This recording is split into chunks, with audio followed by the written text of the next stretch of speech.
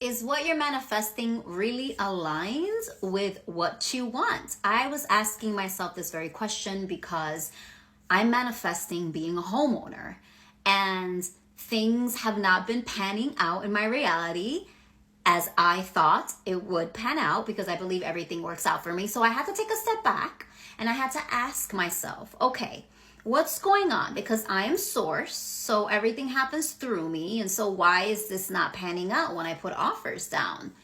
And I caught something that maybe you're doing and you don't realize. I've been claiming, I'm going to buy a house. I'm a homeowner. It's mine. And I don't care. I talk and think in future tense, present tense. I don't think it matters when you're manifesting.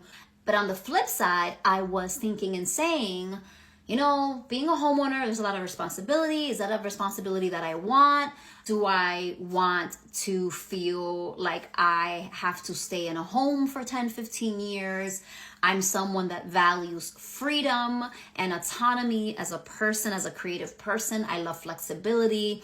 I don't want to feel stagnant. And so these two identities, homeowner, and I need freedom, I don't like being in one place for too long, they clash, people. They clash. I can't be that person and identify as that person, but then also identify as someone that owns a home, because I have an assumption that someone that owns a home doesn't have the freedom to move around and doesn't have the autonomy and flexibility to kind of just like be a free spirit in that sense. I also have an assumption that as a homeowner, expenses will be more than what I pay as a renter.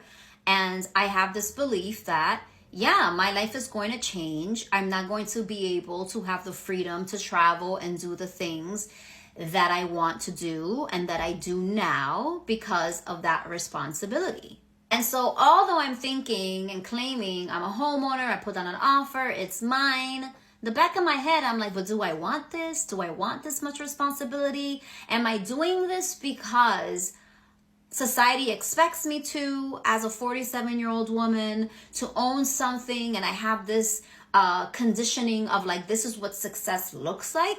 Or do I really want to own a home? And so maybe you're doing this too. Maybe you're affirming for a relationship. Maybe you're affirming for a specific person. But in the back of your head, you're like, oh, but I don't like this about them. Or, but this relationship is like this. Or like being in a relationship kind of limits me that way. Or maybe you're manifesting a job and you're like, I want a job. But in the back of your head, you're like, oh, but I really like, the flexibility of being an entrepreneur. Or, but this job isn't really what I'm looking for, but it's what's here. So how are you contradicting yourself when you think about your desire, right? You can affirm for the desire, you can claim it's yours, but if you have another story that is completely clashing with what you say you want, those two stories, if they're opposing, they can't live in one reality. The reality where I own a home, I can't be that version of me and live that reality if I think owning a home is going to be a burden. It doesn't exist in the same reality. And so think about that, because it gave me a lot of pause, and it's also made me question, ultimately, at a core level, what do I want? I'm source. I can have anything I want. And is anything I want to be a homeowner, or is it what I think I should want? Is it what I think I should do? And getting to know yourself and knowing who you are at a core level and what makes you happy is, I think, a root of manifestation that most people don't talk about, because we just get to, what do we want? This. But what we want changes.